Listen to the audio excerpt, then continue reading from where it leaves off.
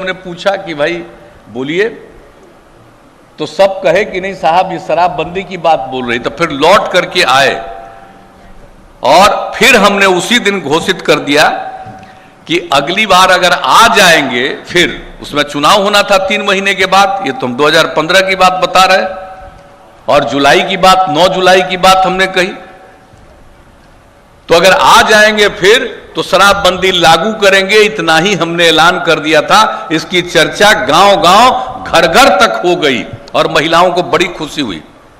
और जब आ गए 2015 के चुनाव के बाद, तो सबसे पहले तो 26 नवंबर को ही हम लोगों ने जो सभा की, जो इसके लिए हम लोग जागृति के लिए जो करते रहे हैं, तो उसी में फिर बैठक हुई। और आज जो यहां पर बैठे हुए हैं फिर से अपर मुख्य सचिव मद्य निषेध उत्पाद एवं निबंधन विभाग के हैं के पाठक जी। ये जब हमने शुरू किया था 2015 में, आप समझिए 26 नवंबर को, उस समय भी इन्हीं को हमने ये विभाग दिया था, कहा था कि भाई इसमें पूरा का पूरा देख करके लगना पड़ेगा। ये पूरे तौर पर लगे थे। आई फिर बीच में चले गए थे दिल्ली, फिर लौट करके आए हैं, तब फिर इन्हीं को हमने जिम्मेवारी दी है कि पूरे तौर पर आप ही इस काम को देखिएगा।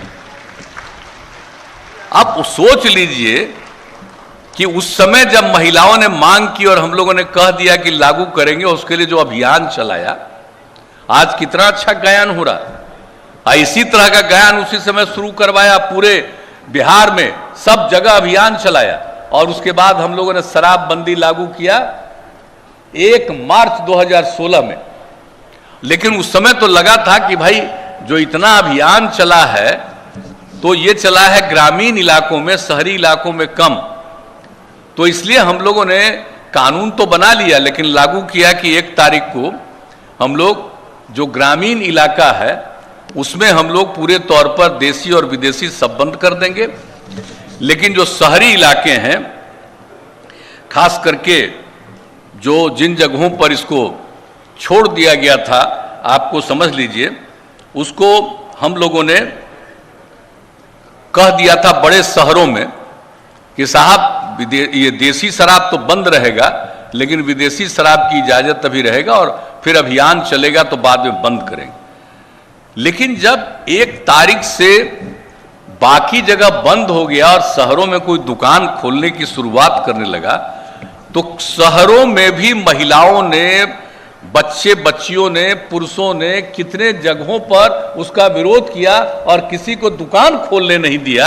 ये देख करके हमको बड़ी प्रसन्नता हुई। यही काम किया उन लोगों ने 1 तारीख को, 1 मार्च को, 2 मार्च को, 3 मार्च को, 4 मार्च को। तो 4 मार्च को फिर हम लोग बैठे और तय किया, और 5 मार्च 2016 को फिर निर्णय ले लिया कैबिनेट से कि आप पूरे शहरों में भी ये अप्रैल में वो तय कर दिया। और उसी में ये पूरे के पूरे तौर पर 5 अप्रैल से ही शहरों में भी हम लोगों ने विदेशी शराब पर भी प्रतिबंध लगा दिया। ये सिलसिला शुरू हुआ। और आप सोच लीजिए, इच्छा आप लोगों की उसको लागू किया, यहां तक कि शहरों में भी अगर कुछ दिन के लिए छोड़ा तो आप ही लोगों की इच्छा थी, और उसके बाद उसको भी 5 तारीख को ही, 5 दिन के अंदर वहां भी कर दिया। तब आप याद रखिएगा ये शुरुआत कहां से हुई, और शराब कितनी बुरी चीज। आप सब लोग तो अपनी बात कहती हैं, और इसके लिए हम लोगों ने जो पूरा का पूरा अभियान चला करके सारा काम किया। और अभी जानते हैं, अभी जो गड़बड़ करके नकली शराब में झंझट ये करके किस तरह से लोगों की जान जा रही है। अब उस तरह से जहरीले शराब के चलते लोगों की मौत। अब तो पहला बार भी जब हम लोग लागू किए थे 2016 में, तो जब लागू किए उसके बाद भी एक जगह हुआ था, और उसके बाद जो उसके लिए दोषी थे, तो अभी तो आपको बता रहे थे हमारे जो गृह विभाग के अपर मुख्य सचिव हैं, इन्होंने आपको बताया अभी कि कितने लोगों को सजा हो गई कोर्ट से। तो इसलिए आप समझ लीजिए कि अगर कोई गड़बड़ करेगा तो होगा ही। लेकिन कोई जब इस तरह से जहरीले शराब का कोई धंधा करता है, अब बताइए इधर भी हो गया, उस समय तो हुआ था 2-3 बार, 3 जगह 4 जगह, इधर हम देखे कि फिर कुछ जगह पर हुआ, और जैसे ही जहरीले शराब वाला हुआ तो देखा कि सब जगह, और कई लोग तो अपने को काबिल समझते हैं, और जो हम लोग शराबबंदी लागू किया तो नाराज रहते हैं हम लोगों से, तो लोग कहना शुरू किए कि अब तो फेल कर गया, अभी देखिए शराब पी करके ये जहरीला शराब आ गया, मर गया लोग, जो इसको शराबबंदी खत्म करिए। हमने कहा कमाल आदमी, अरे शराब कितनी बुरी चीज है, दारू पीजिएगा वो आपको बीमार करता है और आपका जान लेता है, और शराबबंदी लागू हुआ इसके बाद भी अगर कोई दारू पी रहा है और वो जिसके यहां जाकर के दारू पी रहा, जिससे भी ले रहा, वो अगर जहरीला शराब उसको पिला दे रहा, तो ये तो उसके और उसके बीच का मामला, पीने क्यों गया था और पिया तो मर गया। तो इसलिए सोच लेना चाहिए कि ये शराब कितनी बुरी चीज है, पीने पर भी बहुत लोग मरेंगे।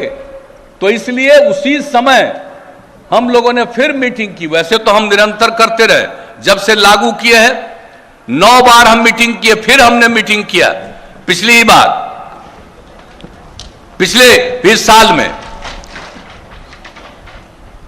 नवंबर में ही, और उस मीटिंग में ही आप जानते हैं पूरे राज्य के हर जिले के अधिकारीगण सबको उसमें रखा था, और वो 7-8 घंटा हम मीटिंग करके एक लोगों की राय लिया और कहा कि पूरे तौर पर इस पर चलना चाहिए अभियान। और फिर जब पिछले ही वर्ष में 26 नवंबर को जो हम लोग अभियान चलाते हैं नशा मुक्ति का, वो दिवस उसको मनाते हैं, और उसी दिन फिर हम लोगों ने सब लोगों से संकल्प करवाया, और एक तरह से फिर शुरू हुआ कि हम लोग फिर इस अभियान को चलाएंगे, क्योंकि अगर इस अभियान में कोई कमी आएगी तो कोई ना कोई तो गड़बड़ करेगा। आप तो जानते हैं कुछ लोग अपने को काबिल समझता है, योग्य समझता है, दारू पिएगा, अरे दारू पीते हो तो तुम काबिल हो, योग्य हो, किसी काम के लायक हो, लेकिन वही बाएं दाएं इधर से उधर बहुत कुछ करता है। तो एक एक चीज पर नजर रखनी, और यह अभियान निरंतर चलना चाहिए। ऐसा नहीं हो कि कल तक हम कार्यक्रम में भाग लिए हैं और उसके बाद ये समझ लिए कि अभियान बंद हो गया। यह अभियान है, ये हम आप लोगों के बीच में यही कहने आए हैं कि इस चीज को एक दिन के लिए भी नहीं भूलिएगा। और यह अभियान जो हम लोगों ने चलाना शुरू किया है, और आप समझ लीजिए कि एक एक लोगों को इसके साथ साथ ये जो समाज सुधार अभियान है, इसके लिए हम लोगों ने ये सब लोगों को ये कागज भी दिया, आप सब लोगों को दिया, हर जगह दिया है, इसको देखिएगा, पढ़िएगा, पढ़ाइएगा। और ये कैसी चीज है, इसमें क्या क्या चीज का उल्लेख है आप जरा देख लीजिए। राष्ट्रपिता महात्मा गांधी, जब आजादी की लड़ाई, वो राष्ट्रपिता हैं, उन्हीं के नेतृत्व में देश आजाद हुआ, इसलिए वो राष्ट्रपिता हैं। और आजादी की लड़ाई के दौरान भी वो निरंतर सबको कहते थे शराब बुरी चीज है, शराब मत पियो, इसके लिए अभियान चलाते थे। और उनका जो विचार था, वो जो कहते थे, वो भी इस कागज पर हम लोगों ने लिख करके आप लोगों को दिया। बापू ने क्या कहा था, शराब आदमियों से न सिर्फ उसका पैसा छीन लेता है बल्कि उसकी बुद्धि भी हर लेती है। ये कब, आजादी की लड़ाई के दौरान बापू ने, राष्ट्रपिता महात्मा गांधी ने एक एक जगह एक एक लोगों को कहा कि शराब सिर्फ आपका पैसा नहीं छीन लेता है बल्कि आपकी बुद्धि भी हर लेता है। आप सोच लीजिए कितनी बड़ी बात है। और क्या कहा कि शराब पीने वाला व्यक्ति शराब पीने के पहले इंसान है, अगर शराब पिएगा तो इंसान हैवान हो जाएगा, ये राष्ट्रपिता बापू ने कहा। तो इन सब बातों को भूलिएगा, ये कोई हम लोगों के जैसे साधारण लोगों की बात है, ये राष्ट्रपिता की बात है, जिन्होंने देश को आजाद दिलवाया और जिनके साथ कुछ गड़बड़ लोगों ने हत्या भी किया, ये सब आप जानते हैं। तो जो राष्ट्रपिता ने जो बात कही है, इसको भूलना है, भूल जाना है। ये देश आजाद हुआ, नहीं तो कहां रहता, देश गुलाम रहता। उसके लिए किन्होंने किया? आज जिन्होंने ये सारा काम किया, सबका नेतृत्व किया और उन्होंने ये बात कही।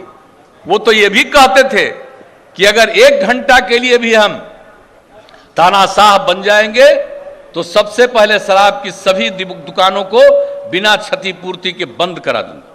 अब आप उस समय आजादी की लड़ाई में ये सारी बात करते थे कि शराब कितनी बुरी चीज है, पैसा ही नहीं खत्म करता है, छीनता है, बल्कि बुद्धि हर लेता है और इंसान शराब पीने से हैवान हो जाता है। इसको भूलिएगा मत।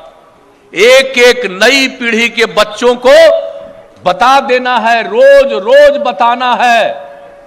इसलिए इस बात को जरूर कहिएगा। और गायक में भी अब हम सबको कहेंगे ये बापू वाला ये बात कि पैसा खाली छीनता नहीं है बल्कि बुद्धि भी हरता है और पैसा इंसान को ये शराब इंसान को हैवान करता है। तो ये सारी चीजें लोगों को बताइए, नई पीढ़ी के लोगों को। ये हम लोगों ने किया। आप बहुत काबिल लोग, तो आप जानते हैं ना हम इतना सेवा करते हैं, आप कितना काम किए, इसकी हम चर्चा अभी करेंगे थोड़ा बहुत। लेकिन आप समझ लीजिए कि शराब कितनी बुरी चीज है। विश्व स्वास्थ्य संगठन, वर्ल्ड हेल्थ ऑर्गेनाइजेशन WHO ने, हम लोगों ने तो 2016 में लागू किया। अब आप समझ लीजिए WHO ने पूरे दुनिया के एक एक मुल्क में हर जगह इसका पूरा का पूरा अध्ययन और सर्वे कराया। WHO अंतर्राष्ट्रीय संस्थान, आप जरा सोच लीजिए, उन्होंने करवाया है। आधिकारिक संस्थान, उन्होंने WHO ने कराया पूरे दुनिया का। और पूरे दुनिया का जब उन लोगों ने आकलन किया 2016 में, 1 साल पूरा किया और उसके बाद उसकी रिपोर्ट 2018 में प्रकाशित किया। हम 2018 के बाद से ही ये बोलने लगे। 2019 में भी बोलते रहे। अब 2020 से तो ये कोरोना का दौर आ गया तो बात ही दूसरी रही, एक अलग समय रहा। लेकिन आप समझ लीजिए कि जो कुछ भी उन्होंने रिपोर्ट दिया, क्या कहा उन्होंने 2016 में जो